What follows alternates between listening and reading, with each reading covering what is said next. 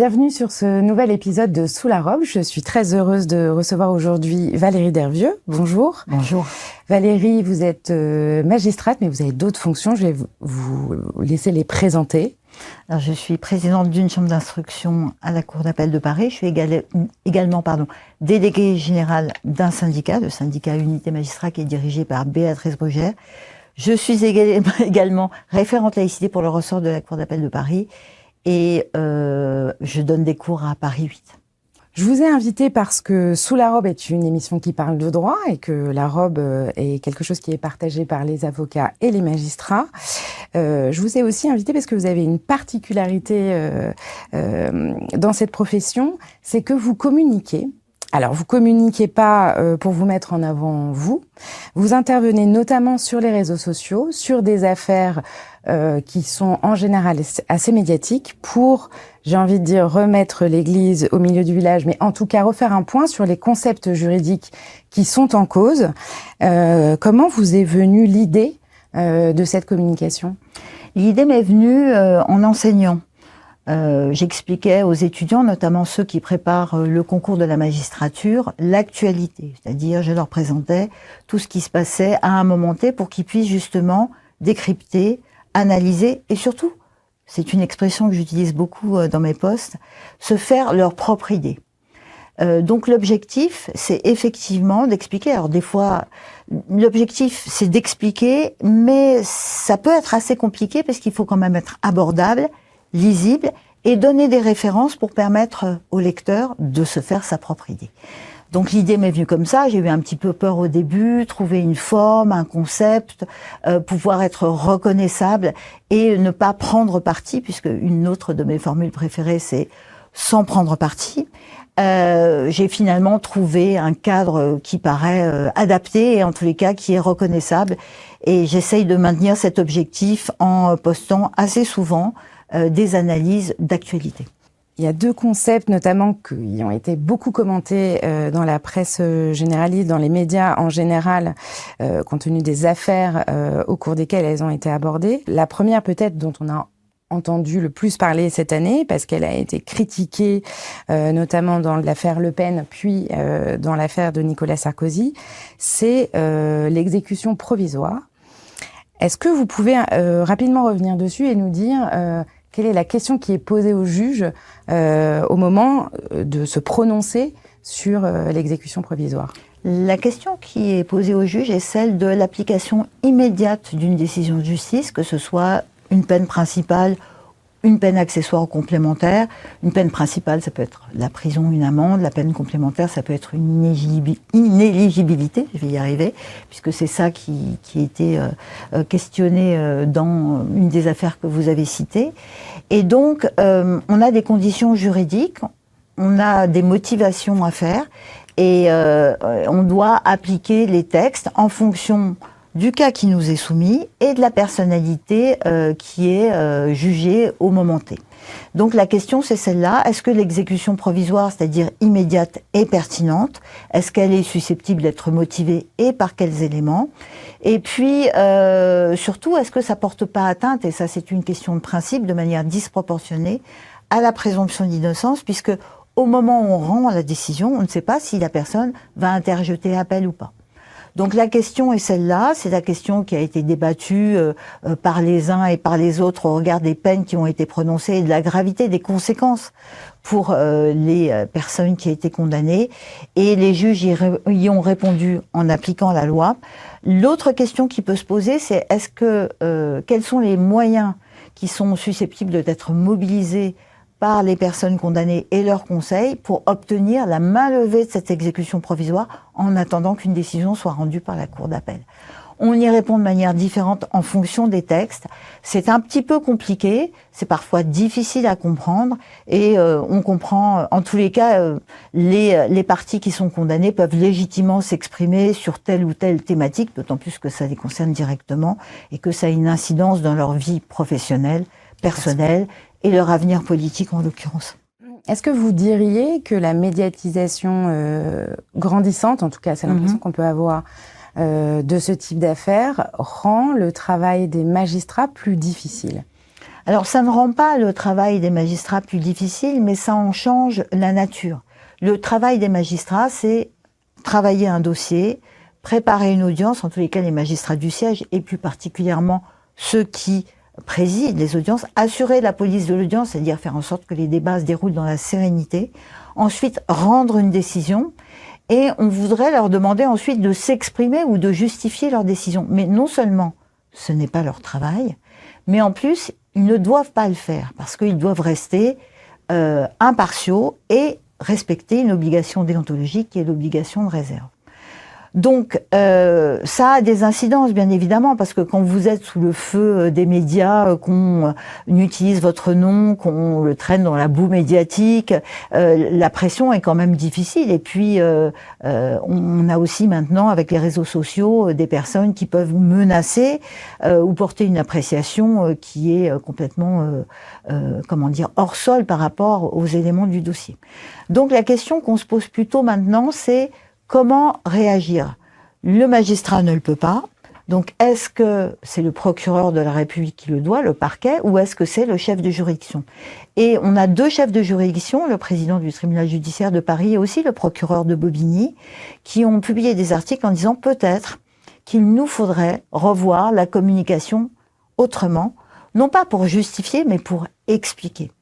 Et parce que d'une certaine manière, ce que vous décrivez là, c'est un déséquilibre entre les parties au procès qui, elles, peuvent abondamment s'exprimer, et les commentateurs divers et variés, et le magistrat qui, s'il est mis en cause pour la décision qu'il a rendue, doit se taire. Et donc l'idée, c'est de trouver, de ce que je comprends, c'est de trouver un système pour qu'il y ait quand même une parole publique, de représentation de la justice. L'autre notion dont on a beaucoup entendu parler cette année, c'est celle d'association de malfaiteurs, qui a été utilisée notamment dans l'affaire de Nicolas Sarkozy. La question que j'ai envie de vous poser, c'est qu'y a-t-il de si particulier dans cette infraction, dans ce délit, pour qu'il pose problème comme ça, ou en tout cas qu'il soit autant commenté?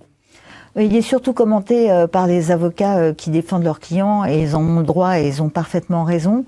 C'est une notion juridique qui est complexe, qui a fait l'objet de nombreuses jurisprudences. Bien évidemment, je ne me prononcerai pas sur le dossier Sarkozy, d'abord parce que je ne le connais pas, et qu'en plus, si je le connaissais, je serais encore moins habilitée à me prononcer sur cette procédure. Ce qui est compliqué, c'est d'expliquer une procédure complexe qui a duré de très nombreuses années, à partir de réactions médiatiques a posteriori qui visent à défendre un client. Voilà, j'en dirais pas plus. Non, mais je vois ce que vous dites. Mais c'est une notion en fait qui a été surtout créée pour prendre en considération les infractions en matière terroriste, pour faire en sorte que là où il n'y a pas forcément tentative d'une infraction au sens juridique du terme, on puisse quand même appréhender des actes préparatoires. Voilà. Dans des contentieux qui sont extrêmement sensibles. Alors, est-ce qu'on doit revenir dessus? Est-ce qu'on peut revenir dessus? Est-ce que c'est normal que quelqu'un soit condamné pour association de malfaiteurs sans pour autant être condamné pour d'autres infractions que cette association a pu préparer?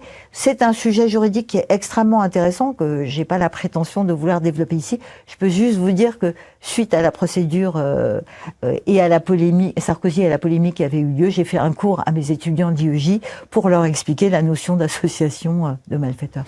Est-ce que d'une certaine manière, les infractions récentes, c'est-à-dire qui sont pas complètement ancrées dans presque le contrat social, plus personne ne s'interroge aujourd'hui sur le fait de savoir si un vol est une infraction, parce que c'est aussi une infraction extrêmement ancienne. Est-ce qu'il y a aussi un temps d'acceptation de la société de nouveaux types d'infractions nouvelles, de normes un peu nouvelles? Est-ce qu'il y a aussi peut-être ce problème-là? Alors, je ne pense pas que ce soit un temps d'adaptation quand des infractions sont créées, et c'est très rare que des infractions soient créées.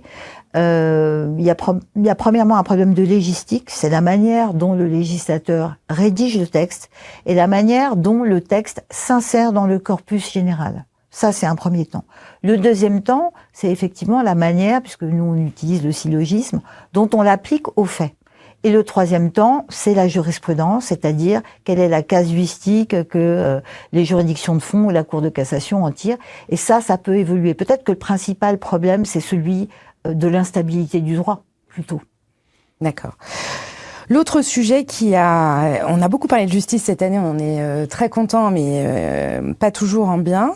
C'est la liberté d'expression des avocats, la liberté d'expression des magistrats. Comment vous voyez les choses ? La liberté d'expression des avocats, elle doit être totale, dans le respect des règles déontologiques. Donc on a vu que sur le procès Mazan, il y avait eu des sujets, et il appartient donc à la profession d'assurer la déontologie pour en fixer les limites.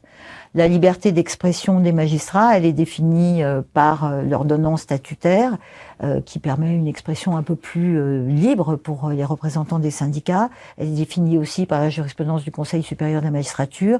Elle est reprise d'ailleurs dans le petit guide qui est là, qui est la charte de déontologie que mon syndicat a demandé. On avait même demandé un code de déontologie pour que les choses soient plus claires, non seulement pour les magistrats, mais aussi pour le citoyen. Et elle est définie aussi par des décisions de la CEDH, donc ça fait beaucoup de sources. Le 15 décembre, la Cour européenne des droits de l'homme a rendu une décision sur la liberté d'expression d'un magistrat très connu, sur les réseaux sociaux qui avaient, je crois, 40 000 followers, etc. Donc, en fait, elle existe.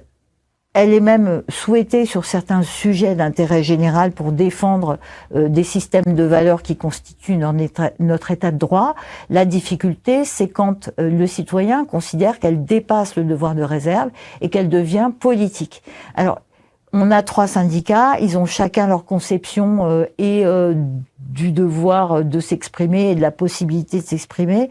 Moi, la chose que je trouve vraiment importante, c'est que quand on s'exprime d'une manière ou d'une autre sur les réseaux sociaux ou ici même, premièrement, on respecte son interlocuteur et tous ceux qui peuvent nous regarder. Deuxièmement, on essaye de pas prendre position sur le plan politique. Je trouve que il faut pas donner à voir des magistrats qui auraient des options politiques. Ça me semble compliqué.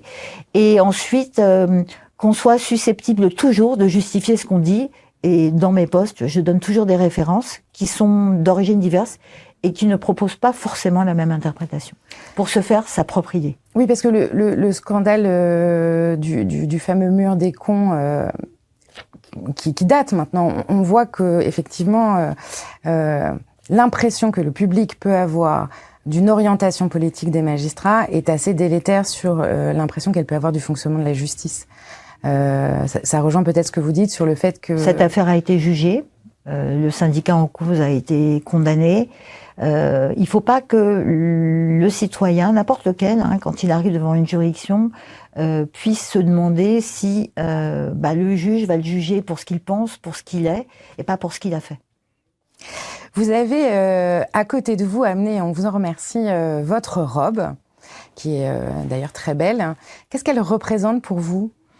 Alors j'en ai 2. J'ai 2 robes. J'ai une robe noire qui est un peu mon bleu de travail pour tous les jours, et j'ai cette robe rouge que j'utilise pour les moments solennels, les audiences de rentrée, d'installation. Elle est utilisée aussi par les présidents de cour d'assises. C'est un peu moi en fait, parce que je suis magistrat depuis tellement longtemps.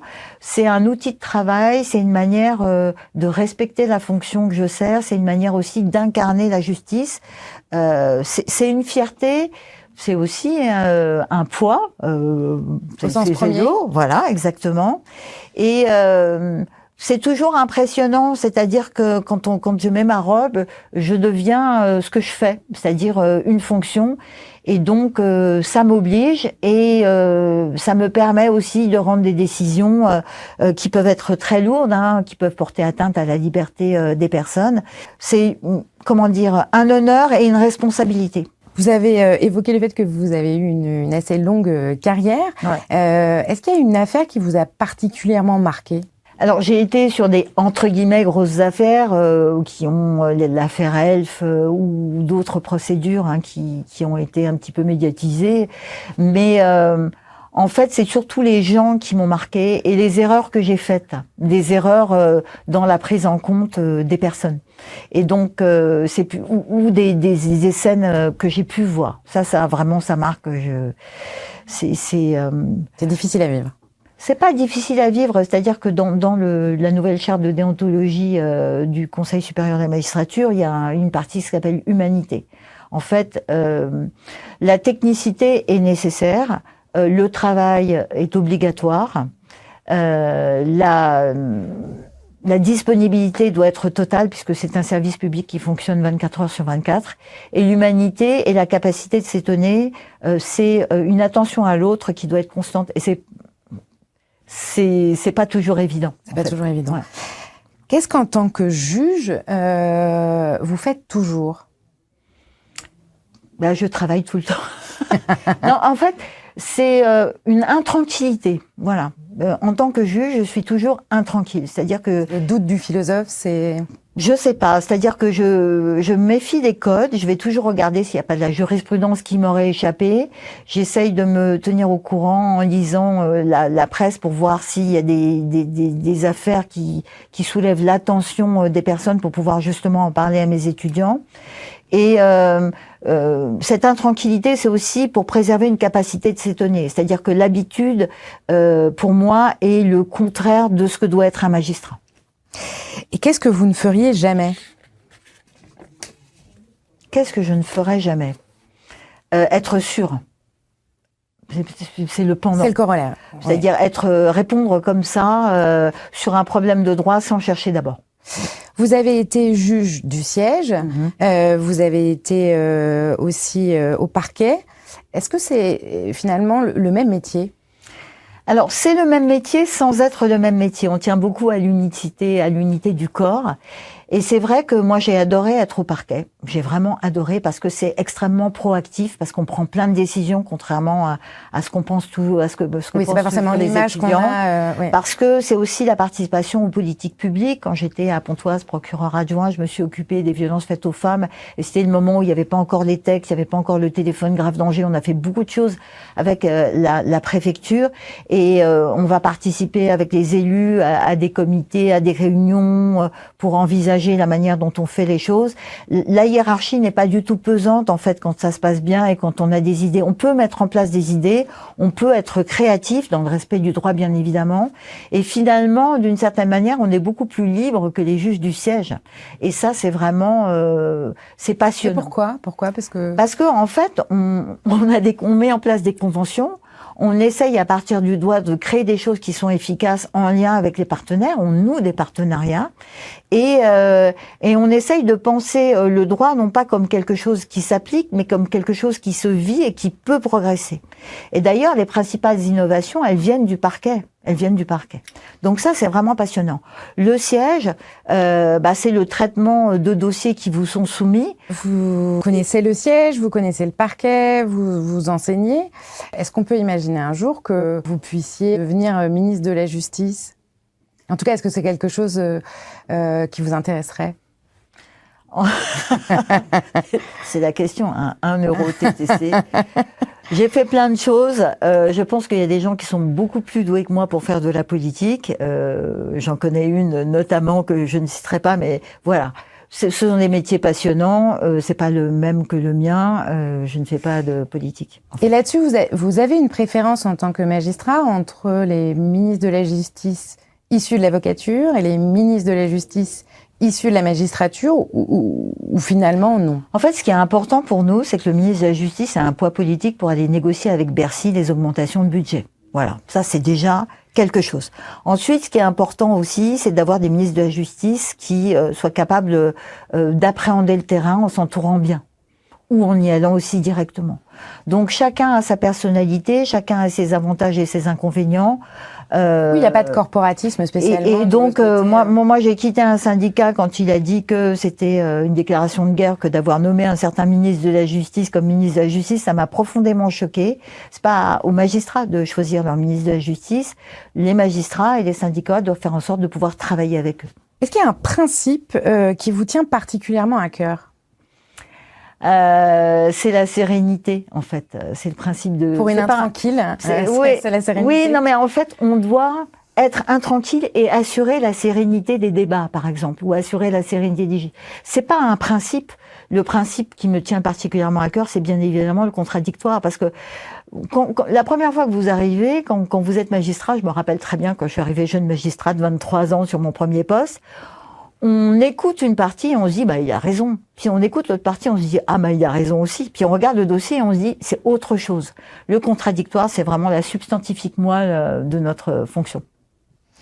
Il y a un mouvement qui a commencé il y a plus de 20 ans maintenant, mais qui s'intensifie en matière pénale, qui est en train de transformer cette matière de manière assez profonde. C'est la justice négociée. Oui. Donc il y a eu d'abord la CRPC, puis la CJIP, et puis un développement assez conséquent de ces outils. Est-ce que vous trouvez que c'est une bonne chose, un bon mouvement ? Je trouve que c'est une excellente chose. En fait, on doit évoluer, on peut pas en rester là où on en est, avec les difficultés qui se posent, avec l'impossibilité de traiter la masse dans des délais raisonnables, et puis aussi avec une justice qui s'impose d'en haut, sans que les parties puissent, au-delà du contradictoire, y participer. Moi, ce que je note, c'est quand il y a une CRPC ou une convention judiciaire d'intérêt public, c'est que d'abord, les parties sont impliquées, ils sont nécessairement assistés de leur avocat et ils peuvent formuler des observations sur la peine, sur la reconnaissance des faits, sur la qualification, sur la procédure. C'est un énorme travail pour les avocats. C'est également un énorme travail pour les magistrats qui ne sont pas du siège, qui ne sont pas que des juges homologateurs. C'est également un travail pour les procureurs de la République qui doivent réfléchir les propositions au regard de ce qu'ils connaissent des décisions qui sont habituellement rendues et des propositions qui sont susceptibles d'être acceptées. Donc c'est une manière de concevoir la justice d'une manière non seulement contradictoire mais proactive de la part de chaque partie. Je trouve ça extraordinaire. En plus, d'abord c'est mieux accepté. Une justice négociée de la peine, est mieux acceptée et c'est quand même important. Après, il faut aussi penser la place de la victime et de la partie civile, c'est un sujet qui est important. En ce qui concerne la CJIP, ce qui est vraiment extrêmement bien, c'est que ça permet aussi de contrôler a posteriori la remise en état des choses. Donc, je n'y vois que des avantages, bien évidemment. De prévoir dans le cadre de la CJIP des engagements, et ensuite que le juge puisse contrôler l'exécution de ses obligations. Exactement. Voilà. Exactement. C'est ce qui ne se retrouve pas dans d'autres décisions de justice. Non. Et donc cette manière proactive de penser le droit pénal dans le respect des principes généraux du droit et aussi en permettant à chacun de pouvoir s'exprimer, d'avoir une place, je trouve que c'est l'avenir en fait. Ça peut pas marcher pour toutes les procédures, dans tous les dossiers, mais je pense qu'on est dans un mouvement qu'il faut vraiment accompagner. L'une des critiques qu'on entend souvent de la part des avocats, à l'aune notamment de ce qui se passe aux États-Unis, c'est qu'aux États-Unis, parfois, la question de la culpabilité ne se poserait plus. C'est-à-dire qu'il y a un usage tel de la justice négociée, et on le voit dans certains films, donc il y a aussi quelque chose de caricatural dans notre vision des choses sûrement, mais que si on va trop loin dans la justice négociée, il y a une sorte de dévoiement du... Vous voulez dire qu'on reconnaîtrait des choses qu'on n'a pas faites pour être moins condamné ? On se pose plus la question... en fait, on sort du système judiciaire classique et la question n'est plus qu'autour de la négociation de la peine et qu'on prendrait plus le temps de s'interroger véritablement sur la culpabilité et la qualification. Et je crois que Madame Prévost-Desprouet l'a prouvé largement. Ce qu'il nous faut maintenant, c'est coordonner les conventions judiciaires d'intérêt public et les CRPC. Et ce qu'il nous faut aussi, c'est prêter une attention toute particulière au rôle des avocats et des magistrats. Les avocats sont là pour conseiller leurs clients. Est-ce que les faits que vous reconnaissez, vous les avez vraiment commis? Est-ce que la qualification correspond à ces faits? Est-ce qu'il n'y a pas d'erreur de procédure qui ferait que la procédure soit nulle? Et là, je vous dis, vous n'acceptez pas parce que de toute façon, la procédure est nulle. Et est-ce que, en plus, la peine qu'on vous propose est vraiment une peine réduite par rapport à ce que prononcerait habituellement une juridiction? Ce qui est très intéressant, c'est qu'avec la dernière réforme, on peut proposer une CRPC au niveau de l'appel. Et ce qui se passe, par exemple, à Paris, au parquet de Paris, c'est que, parquet général de Paris, c'est les avocats prennent maintenant contact pour pouvoir négocier des choses, même s'ils ont fait appel sur le tout, parce que, en fait, il y a quand même, le sentiment qu'on peut aboutir à une justice peut-être moins lente, plus adaptée, avec un input justement des parties qui est plus proactif. Je pense que on doit évaluer ce qui se passe pour pouvoir envisager d'aller plus loin et que ça restaurera, contrairement à ce qu'on dit, le rôle prééminent des acteurs de justice, qu'ils soient magistrats ou avocats. Oui, ce que vous voulez dire d'une certaine manière, c'est il y a un rôle de l'avocat. Si il n'est pas dans l'intérêt de son client d'aller vers la justice négocier, il doit lui conseiller de ne pas le faire. Oui, c'est un peu comme ça que vous répondez à cette problématique. Et d'ailleurs, si on penserait justice restaurative, par exemple, la possibilité pour quelqu'un de condamné de pouvoir discuter avec une victime, que ce soit la sienne ou pas la sienne, c'est aussi une sorte de réparation négociée. C'est-à-dire que les acteurs de la justice, mais les personnes physiques de la justice, les personnes qui sont directement concernées par une infraction, peuvent échanger. Et peut-être que c'est ça la philosophie, c'est la possibilité d'échanger sur du pénal. A priori, c'est pas très intuitif, hein, le pénal, c'est l'État, c'est le pouvoir à gagner, etc. Pour pouvoir prendre en considération l'humanité qui peut s'en dégager. Oui, donc pour vous, ces deux éléments tendent à rendre la justice plus humaine. Et donc, c'est pour ça que vous trouvez ces tendances plutôt progressistes et bienvenues. En tant que présidente de chambre, est-ce qu'il y a une chose que vous souhaiteriez ne plus voir, soit dans les plaidoiries des avocats, soit dans les écritures? Alors, je vais me faire des amis. Non, en fait, ce que j'aime pas dans les audiences, c'est quand les avocats répètent les choses. Alors, j'ai l'habitude de dire que j'ai pas encore tout à fait Alzheimer et que c'est pas la peine de me redire 3 fois les mêmes choses. On ne se répète pas. Voilà. Donc, ce que je souhaite, c'est non pas qu'il soit court, mais synthétique. Bon, c'est vrai que moi, devant la chambre d'instruction, la procédure est écrite, donc normalement, j'ai tout dans le mémoire. Et dans les écrits, en fait, ce que je supporte pas, c'est quand il y a des copier-coller de parties de procédure. Je ne vois pas l'intérêt. Je préfère lire ce que me dit l'avocat et ensuite aller voir moi-même avec les références qu'il m'indique, plutôt que d'avoir des copier-coller de PV. Enfin, voilà. Mais c'est vraiment pratique. C'est vraiment pratico-pratique. Hein. Et puis, il y a certaines formules qui reviennent, mais puis-je vraiment le reprocher, puisque moi aussi j'ai des formules qui reviennent. Alors généralement je les prends, je les mets sur Internet, je regarde d'où ça vient, et puis après j'ai la réponse, et voilà. Bon. Il est certain qu'avec Internet et l'intelligence artificielle, les choses vont être plus pointues, vont changer, parce que maintenant notre défi c'est d'être plus fort que l'intelligence artificielle. Eh bien, ce sera le mot de la fin. Qu'est-ce que je peux vous souhaiter, Valérie Dervieux ? De continuer. J'ai fait des demandes de mutation, peut-être de voir le succès de ces demandes de mutation et d'avoir la chance de pouvoir exercer ce métier encore longtemps. Eh ben, c'est ce que je vous souhaite. Merci. Merci beaucoup, Mathilde.